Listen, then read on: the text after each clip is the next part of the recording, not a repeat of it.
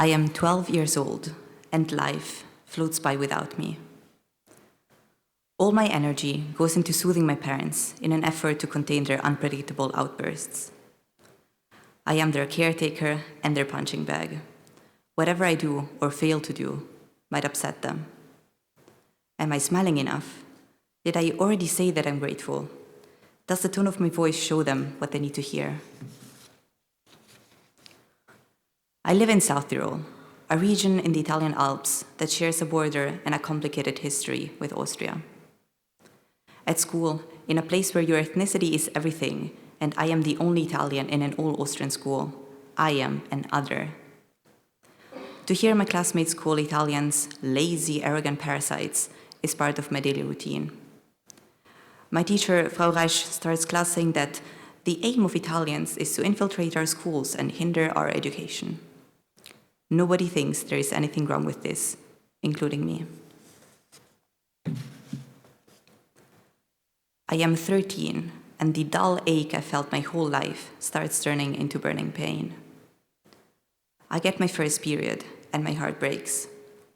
I know I am not a girl, so why is my body choosing this path? Why is my body betraying me? I learn about trans people on the English-speaking internet. I feel recognition and then shame. This is something that happens only in America, I think. I can't be both South Tyrolean and transgender. It would mean that I am once again betraying my home. I am 14 when I come out to my parents. It doesn't take me long to realize that "we will forever love you" and "you will forever be our daughter" don't fit well together. Maybe the response of "we will never call you Nick" should have been a hint. I think, I have never been your daughter, I am your son. And if you can see that, then maybe it's not love at all. When I come out in school, a classmate says, "I can tolerate your existence, but only if you don't talk about that." I am the only Italian, the only feminist, the only out queer and trans person in my school. With nobody to acknowledge my pain, I forget that the dark hole within myself is a wound and not something fundamentally wrong with me. I try my hardest to be a good girl.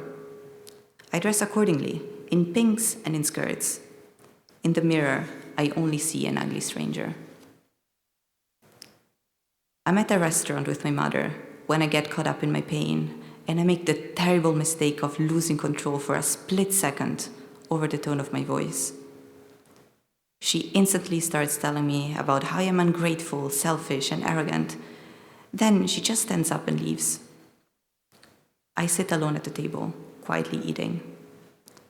I want to cry, but I have unlearned how to do that long ago. After a time, she comes back. I say I'm sorry, we finish our food, and leave. And then I meet Alice, my roommate for a summer music masterclass. She's amazing. For the first time in my life, I feel seen and wanted. She lends me her eyes to look at myself. "Nick, you're amazing," she whispers, lying in bed next to me, watching me fall asleep. Her eyes reflect back to me somebody that is courageous, kind, smart, and, most incredible of all, lovable. With the craziness of first love, I believe her. In the fall, I wake up to Silvia screaming at Mauro, my father. They fight every day, but this one is different. Silvia screams, "Does she know you're married, or did you already tell her you're divorced?" From this day on, she has changed. She has always been violent and unpredictable, but never cruel. She screams at Mauro until he's sobbing incoherently. Help me," he whispers like a baby. "Help you?" she says. "Why on earth should I even care about you?" I need to get out of here, but she blocks the door, turning to me. Calmly, she says, "You are a monster. Nobody will ever love you. Your talent is to make people leave you." My breath is irregular, my hands tremble, my vision is blurry. For the first time in my life, I lose control. Shut up, I scream. Can't you see that you're destroying me? I grab her face and force her mouth shut. Her eyes widen under my hands. I desperately want her to see the pain she's causing me. Instead, she only sees a monster. I am drifting. Alice is my only point of light, but the more I hold on to her, the more she pulls away.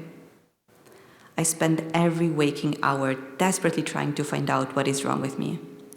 If I fix it, I tell myself, Alice will love me like she used to.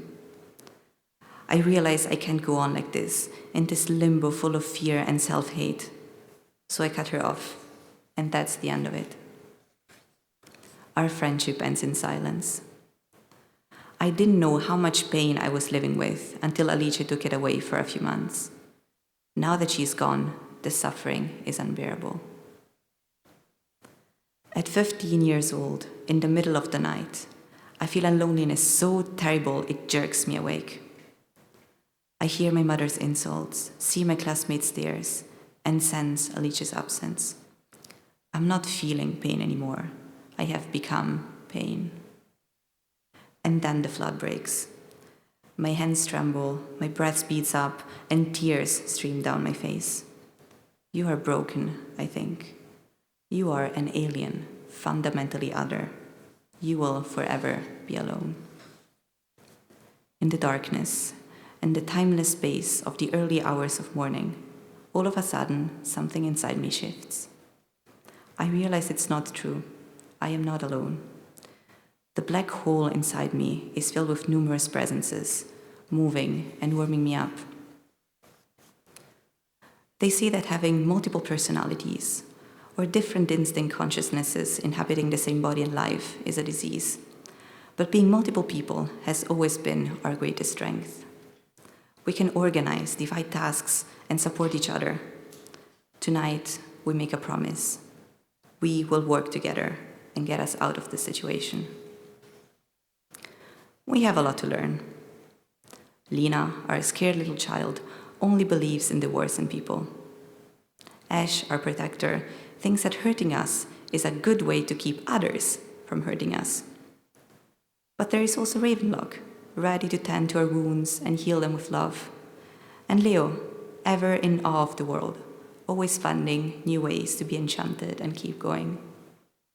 We are trying hard, and it shows.